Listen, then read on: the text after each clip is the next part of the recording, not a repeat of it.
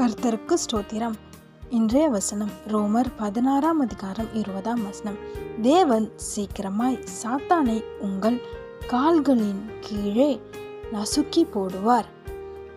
கர்த்தர் இந்த மாதத்துக்கு வாக்குத்தத்தமாக உங்களுக்கு தர வார்த்தை என்ன தெரியுமா?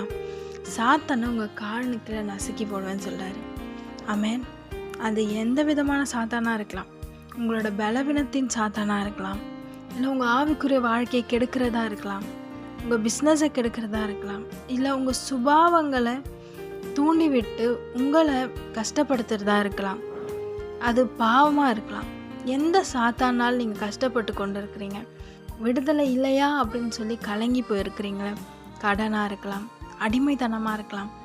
இந்த மாதத்துக்கு ஏசப்பா உங்களுக்கு வாக்குத்தத்தமாக சொல்கிறாரு, சாத்தானை உங்கள் காலின் கீழே நசுக்கி போடுவேன்னு சொல்லி. ஆமென். விசுவாசிக்கிறீங்களா?